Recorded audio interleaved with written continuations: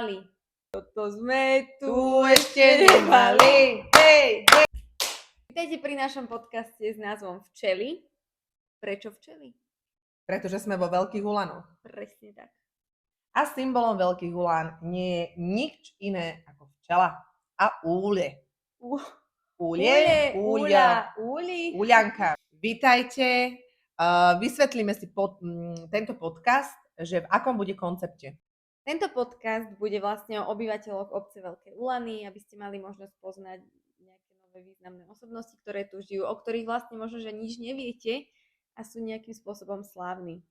Známi, super.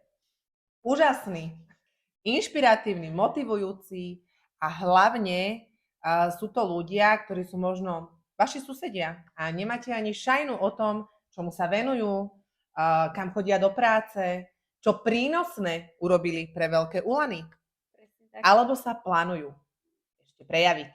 A my im tu ten priestor dáme. Ale na začiatok sme sa rozhodli, že dáme priestor nám dvom, aby ste mali možnosť zistiť, že kto vlastne bude spovedať Veľkoulančanov, tak sa vám trošku predstavíme. Pretože moderátorkami tohto podcastu budeme obidve, ja, Lucia a ja, Dominika. A Dominika, tak sa nám ty predstav trošku. A nestrihneme si?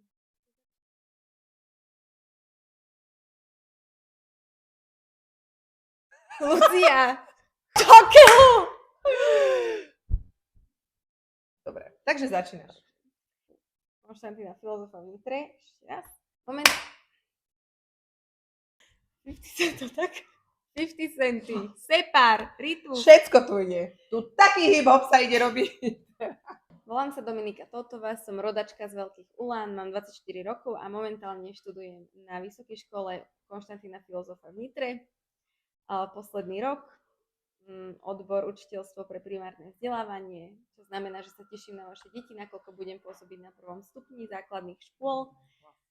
A je to presne to, čo som vedela v svojich 8 rokoch, že to budem robiť a idem si za svojím snom. Queen of the heart. Ja by som teda sa rada predstavila. Mnohí, a naozaj mnohí nemáte šajnu, kto som.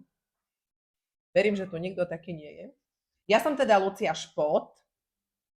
Výlučne si vyžadujem byť oslovovaná magistra, keďže ja už vysokú školu mám dávno roky za sebou, už som aj zabudla. Bývam teda vo Veľkých Ulanoch. Možno budete poznať môjho manžela, to je Lali Špot. A týmto by som mu chcela poďakovať za to, že môžem aj vďaka nemu bývať vo Veľkých Ulanoch, kde teda bývam už 18 rokov. Vážení, mám 2 deti, Luizičku a Ľudka, a momentálne bývame v Ekoosade a venujem sa jóge, som teda inštruktorka jógy, venujem sa tvorbe rôznych eventov, seminárov, workshopov a veľmi ťažko to zo mňa leze, že spisovateľka. Povedzme, že píšem knihy. Knižkami sa ráta aj bakalárka, diplomovka? Nie. Ale na to, aby ste možno trošku viac o nás vedeli, lebo čokoľvek inak, čo vás bude zaujímať o nás dvoch, kľudne nám píšte otázky, či už na hosti, ktorých budeme avizovať, či už na nás dve. Máme Instagramový profil, ktorý máte možnosť vidieť celý čas na tomto videu. Dole, tu, niekde. Takže kľudne napíšte otázky, ktoré vás zaujímajú, či už o nás, či o našich hosťoch. My budeme vždy avizovať, kto bude našim hosťom, takže budeme veľmi radi, keď sa zapojíte do tohto podcastu, pretože je to o vás, bez vás, s vami, vám, aby ste mali možnosť lepšie nás spoznať. Pripravili sme si jedna pre druhú 10 otázok. Uvidíme, koľko psychicky zvládneme. A vzájomne si ich budeme pokladať, lebo prostredníctvom aj týchto otázok nás možno lepšie spoznáte a určite aj my sami seba.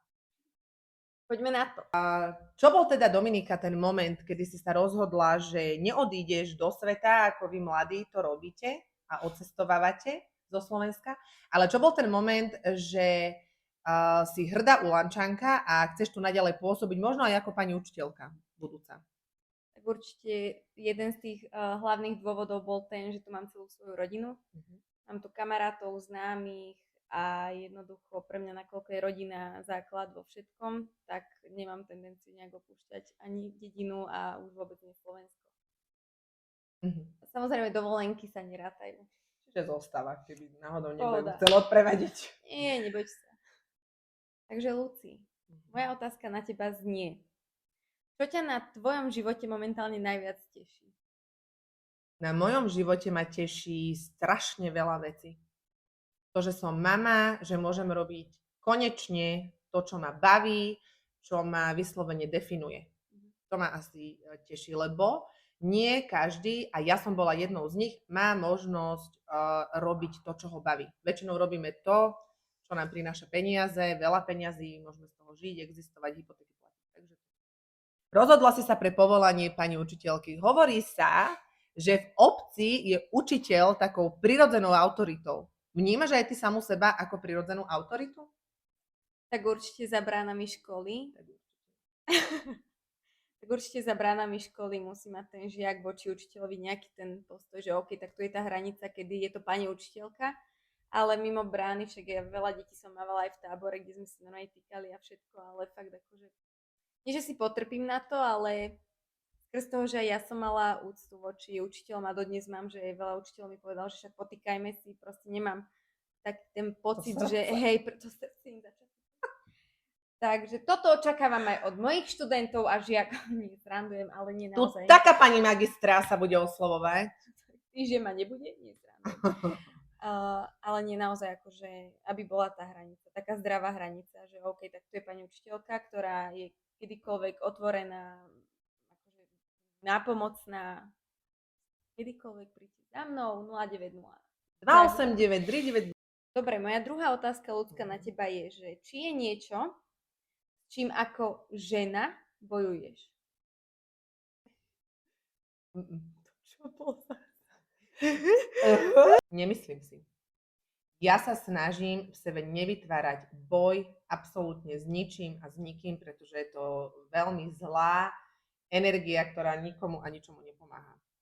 Vyslovene sa vždy snažím byť nastavená v zmysle akceptuj, pochop, nesúď, to je to najťažšie a aj mne to veľakrát ujde, to sa priznám, ale nevytváram si boj s ničím. A ďalšia vec, že berem ľudí takých, akí sú, ale dávam ich na miesto, kam patria. Takže nevytváram si ja boje s ničím, toto tesajte do kameňa, ale bleskovo. Nie, akože je to naozaj tak, že nevytváram si, nerada si vytváram boj. Ja dokonca vôbec nemám rada konflikty, aj keď možno niektorí si to myslia z toho, ako pôsobím, ale nemám rada konflikty. Skôr som veľmi komunikatívna a snažím sa veci vyriešiť, vyštrbiť, vyňúrať, pokým nebudú obidve strany v pohode. Ale veľakrát sa stane, že tá druhá strana nemá o to záujem. Akceptujem, nesúdim. Pochopím. Amen. Dominika. Podcasty sú aj o počúvaní. Skús nám povedať, čo si sa o sebe naučila ty sama, odkedy si začala aktívne počúvať iných ľudí, a ktorých si možno predtým stretávala na ulici, ale čo si sa ty naučila sama o sebe? Že som krásna taká, aká som. Že som vzácna. Že krásna taká, aká si, to nám rozveď. Myslím v takom zmysle, že každá žena sa chce podobať na tú druhú. Ja neviem, umelé myhalnice, umelé pery, ja neviem, chápeme sa? Umelé vnady. A proste ja som tiež akože kedysi dávno premýšľala nad tým, že ale také umelé myhalnice nie sú zlé. No nie sú zlé. Ale potom som si povedala, že ale veď ja som krásna taká, aká som. Áno, si. A že sa nebudem podobať na ďalších 300 žien okolo mňa, čo sú v jednej miestnosti so mnou, ale že budem tá jedinečná. A preto nemám ani tetovanie. Pretože každá druhá žena bude za chvíľku potetovaná a tá prvá bez tetovaní bude vzácna. Ja som prvá, ona je druhá. Ja mám tetovania a čo ty urobil? Never give up. Slovenský taterský život. Dobre, nevadí, neurážam sa. Ale áno, chápem, že našla si tú krásu v tej svojej sebahodnote. OK. Ľudská, Mhm.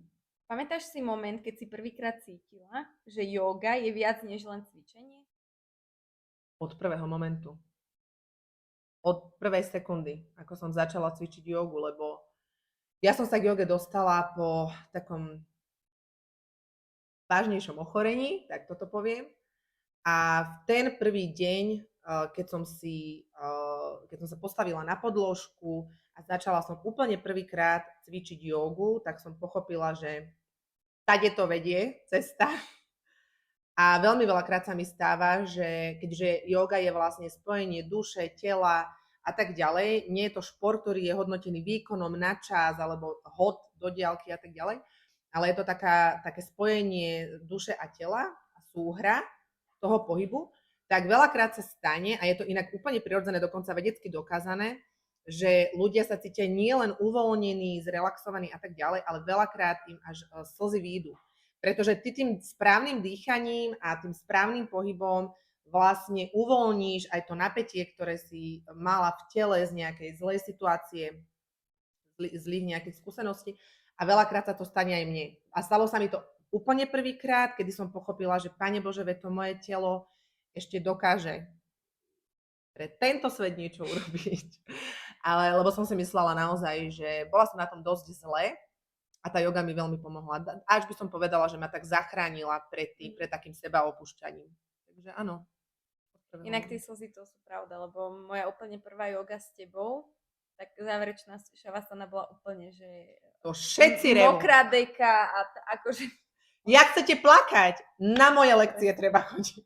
Ale nie, akože toto by som inak aj rada povedala, že yoga je o ponorení sa do samého seba a veľakrát tam nastolíme také témy, teda aj hlavne na tých záverečných relaxáciách a šavasánach, ktoré si len tak bežne ale nepoložíš doma. Nie. Že nejdeš lahnúť si na gauč a porozmýšľať, že čo by som teraz povedala tej malej Dominike a kedy mi prvýkrát bolo ublížené, čo som vtedy cítila a púšťam to preč a že toto sa len tak nezamyslíš. A tá joga ti dáva takú príležitosť na to si tak aj vyčistiť také svoje, tak si tak upratať v sebe. A ďalšia moja otázka je, kto je pre teba takou inšpiráciou alebo motiváciou. Nehovorím, že sa chceš na toho človeka podobať, ale že kto je ten, ku ktorému vzhliadaš. A vôbec to nemusí byť Beyoncé, že niekto známy, populárny, Zuzanka Smatanová a podobný, ale že niekto, kto ťa v tvojom živote naozaj tak inšpiruje, že si povieš, toto sú tie hodnoty. Určite moji rodičia. Tu také modré z neba, teraz ide. Pošta pre teba, stenu preč. Nebi. Ale nie, naozaj, tí moji rodičia, pretože naozaj aj ja s bratom by sme neboli možno tam, kde sme, neboli by sme takto vychovaní. No ani by ste vôbec neboli. Vlastne by sme ani neboli, ale nie, že reálne nás, myslím si, že na dnešnú dobu sme vychovaní veľmi dobre. Súhlasím. Že proste nie som ten typ človeka, ktorý ide po ulici, vidím známeho a ježiš, tak tomu sa nepozdravím. Nie, on sa nepozdravil prvý, že reálne ja som tá, ktorá sa zdraví, lebo... Taká srdečná. Hej. Ja to vnímam tiež tak, no, že taká pokorná výchova. Tá Gabika vie, čo robí. Gabika, že? Gabika je najlepšia. Pozdravujeme. Áno, je to taká pokorná výchova, čiže rodičia. Ale čo sú tie hodnoty, ktoré by si vyzdvihla? Teda keď ti nedokážem pomôcť, tak ti určite neublížim. Že teda to ešte mňa bude tak zožrieť, ale nejak by sa mi mohla teda pomôcť. A určite niečo nájdem a pomôžem ti. Taký altruizmus. Áno. Pre tých, ktorí nevedia, čo je altruizmus, nech sa páči slovník cudzích slov, knižnica Veľké úhony. Dobre, Ľudská, čo ťa tvoje deti naučili o trpezlivosti a prítomnosti? No to, moje deti, to je jak Carl Gustav Jung a jak sa volá ten druhý? Zimmermann mi ide do hlavy, Sigmund Freud. Moje deti ma nie len že naučili trpezlivosť. Ja som maximálne netrpezlivý človek. Keby sa rozdávali Nobelové ceny za netrpezlivosť, tak ja som už dávno ocenená. Naučili ma brutálnej trpezlivosti, ale čomu ma naučili najviac je odovzdávanie lásky. Lebo ja som veľmi, napriek tomu, jak pôsobím ako extrovert, ja som veľmi uzavretý, jeden tichý človek. Nie, ale uzavretá som. A ja veľmi ľúbim určitých ľudí, ja neviem, muža, deti a tak, veľmi ich ľúbim, ale držím si to tak v sebe. A oni ma naučili to povedať. Takže toto ma asi naučili. Že sa tak prejaviť tak emocionálne.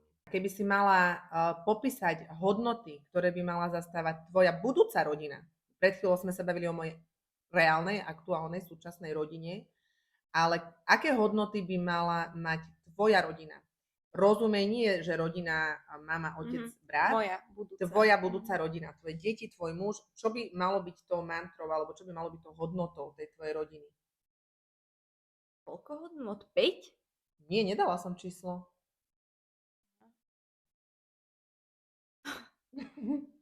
Tak určite by bola, ako si ju predstavujem, tak by bola určite Celá v Gucci, Áno. Louis Vuittony, Kelviny, Burberry, Mikini, Dubaj.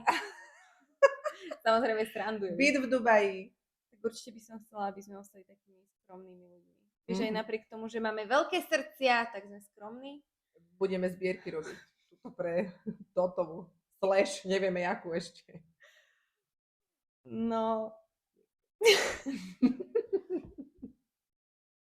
Aby vlastne sme neboli, vieš, takí, že ale čo mi oni pomôžu, však oni majú málo. Vieš, aby sme tie hodnoty nevyzdvihovali, že ja mám viac, ty máš menej. Tak teraz Ty si niečo viac, alebo máš viac. Vieš, že neviem to povedať slovom. Chápem, že proste neposudzuješ, nehodnotíš ľudí, ale žiješ to, čo si ty žiješ a neriešiš ostatní. Presne. Akceptujem to, akým životom žijú tí iní ľudia a to chcem, aby vlastne touto hodnotou žila aj tá moja rodina. Ale vieš čo, prepáč, mňa teraz inak napadla aj ďalšia otázka. Nedá mi ti ju nepoložiť. V súčasnej dobe veľa rodín, čo teda nehodnotíme, nesúdime, ale veľa rodín už funguje pri maloletých deťoch s mobilmi. Ty budeš budúca pani učiteľka, budeš mať raz aj vlastné deti. Aký máš ty názor na takéto, ide dieťa jesť, tak dám mu mobil. Alebo všeobecne, že dám mu mobil, nech si pozerá. Z môjho pohľadu to príde také, že tak na chvíľku mi daj pokoj. Tu máš telefón a daj mi pokoj. Tak keď niekto má, je to môj osobný názor, že keď niekto proste dá ten telefón tomu dieťaťu, tak proste nemaj deti, alebo ja neviem, nechaj si na to Lucia! To už, aby ste nemali deti, tí, ktorí máte mobil. Nie, lebo potom nebude mať robotu. Áno, áno. Nie, ale vieš, čo chcem povedať? Ja chápem, ja nemám ani televízor, halo?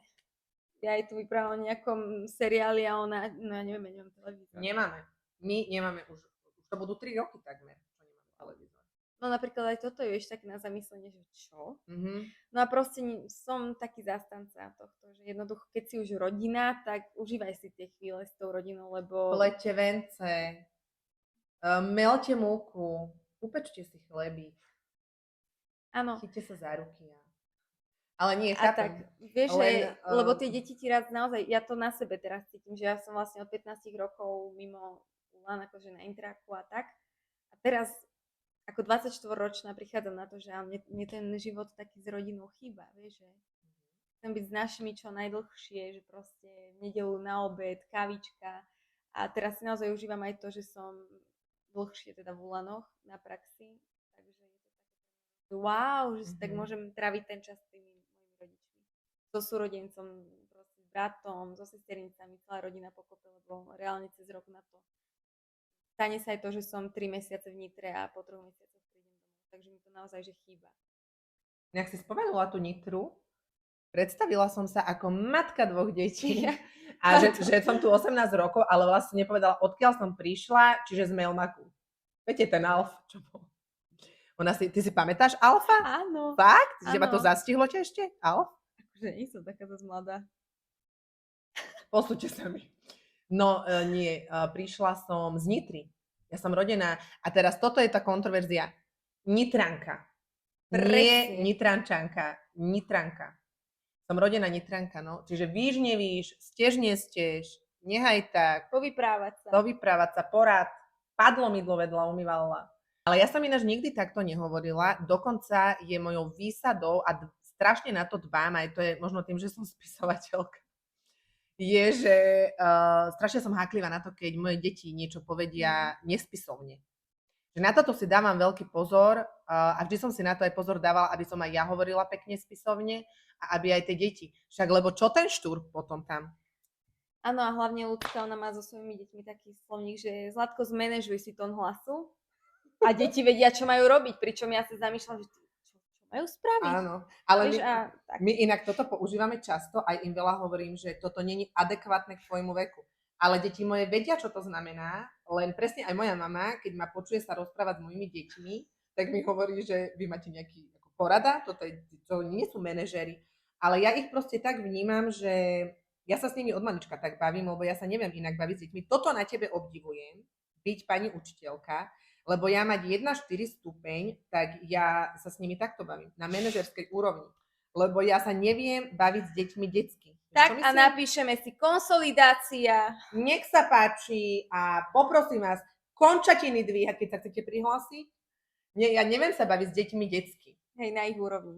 Že primerane veku. Nie, to neviem to ja. Aká bola otázka? Vynikajúca otázka, ale dovysvetľujem ju pre Dominiku, pre ľudí, lebo nemáme, okrem spisovnej slovenčiny by sme teda nemali používať také americké, anglické výrazy. Čo je tvoja guilty pleasure? Čiže nejaká vec, ktorú robíš a je to také, neviem, že spím v ponožkách, pozerám Beverly Hills 920, alebo že čo je takéto, taká tvoja, že si na to povieme, tak toto nemyslíš vážne? Akože viem, že mám, ale Ježiš, viem. No, tak ideme. Tak nemôžem ísť spať bez toho, aby som nemala čistý dres. Akože umývadlo. Ja, že nosíš nejaký futbalový dres. Áno, Messi, Barcelona. Čiže ja najprv operem dres, dám si ho na fotelku a potom idem kľudne spať. Ale len ak visí. Dres, cháp ako umývadlo v kuchyni. Proste, mám tam jednu lyžičku, ona musí byť proste buď umytá, alebo ju dám do umývačky. Ale ráno musí byť čistý dres. Fakt. Ja chápem. Ja mám, vieš, aké úchylky? Ja ich mám veľa. Jedna z nich je, že každý deň sa musím osprchovať s iným sprcháčom. Tak, toto neverím. Naozaj. Toto končíme. Počúvaj, ja neviem koľko sprcháčov, to už na kvanta sa počíta. Ja neviem, 20 sprcháčov mám a idem sa osprchovať, tak napríklad dneska si dám figový, zajtra si dám marakuja kokos. Ďalší deň si dám levandula, tretí deň si dám ja neviem čo. Ja nemôžem sa každý deň osprchovať s jedným a tým istým sprcháčom. Ak je otázka prečo, neviem na ňu odpovedať. Neviem, proste takto to mám. A potom mám ešte jeden, že som závislá na tom, volám sa Lucia, som závislá na tom, že musím mať vylaštené batérie. Každé ráno, keď moje deti vstanú, kým oni sa naraňajkujú a kým ich zoberiem do školy alebo do škôlky, vyleštím batérie. Inak moja rodina zomrie. Vieš, to sú také OCD, obsesívno-kompulzívne poruchy. Áno, toto mám ja. A ešte mám strašne veľa, len nechcem sa opäť zhodiť, ale mám ich veľa. Ešte daj niečo, však tu dáme strich. Ja spím v ponožkách leto, zima, nezima. No to aj ja, áno. To mám. Potom mám presne to, že musím mať spratanú kuchyňu, ale ako pitevňu, keď idem spať. Raz som išla spať s tým, že dobre, však spravím to ráno, neviem čo, o 4 ráno som bola hore, musela som to ísť urobiť. No inak, ale s tým drezom fakt akože ja musím mať aj so sanitolom. Všetko. Aj ja. A potom mám ešte, že, ale od toho som už inak veľmi upustila, za čo sa chválim, je, že mávala som uložené veci, ako ešte tie visiace v šatníku, tak mám, že podľa farebného odtieňa. Vieš, že ide biela, béžová, žltá, neviem, odtieň. Dobre. Toľko k mojim diagnózam. Takže táto otázka bola pre nás obe. Áno. Ľudská vymyslela. Nech sa páči. Otázka pre teba je, že čo je pre teba na mužoch takzvaný red flag? Rozumej, cez čo nejde vlak, úplne, že toto ten chlap urobí, tak si povieš, ani keby čo bolo, tak nejdeš ďalej. Presne viem. No. Zavoláte von na rande, hej? Neviem, ja už som na rande nebola, ani nepamätám.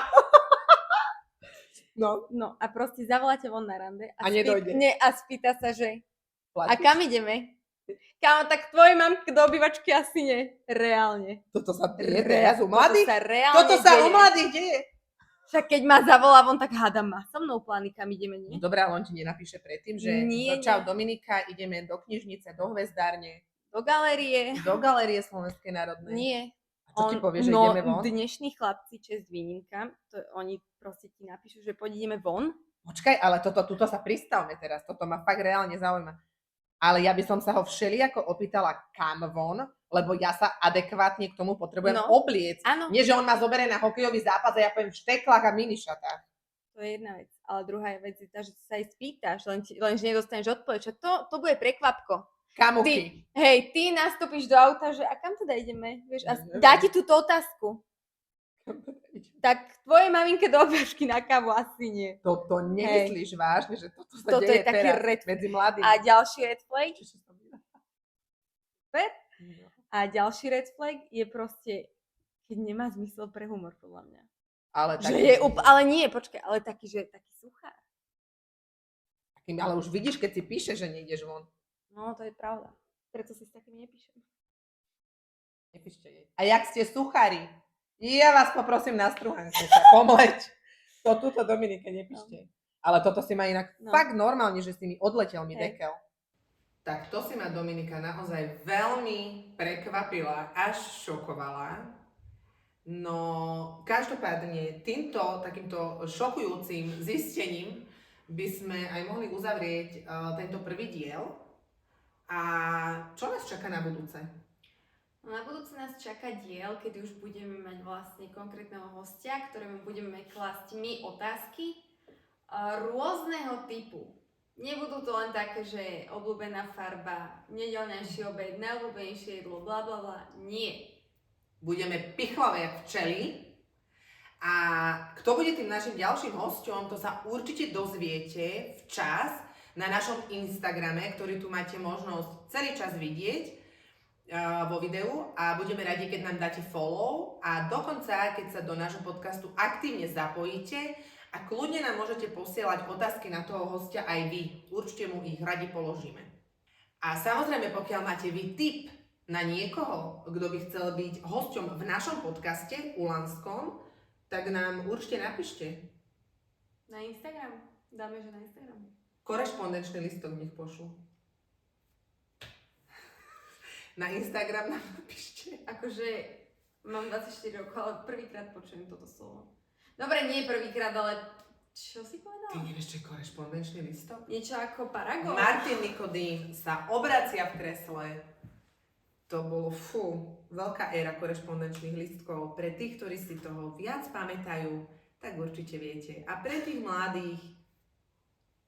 Dajte to do umelej inteligencie. To vidíte presne, jak to funguje v týchto generáciách. Takto sa aj budeme mať. Každopádne veľmi, veľmi pekne ďakujeme za akýkoľvek váš koment, like a tak ďalej. Čo sa ešte robí? Odoberať. Lajkovať. Lajkuj, odober, taguj, niečo rozprávaj o tom. Niečo rob so sebou. Ďakujeme veľmi pekne ešte raz a veríme, že sa spolu s nami tešíte na ďalšieho hostia. Čaute. Ahojte.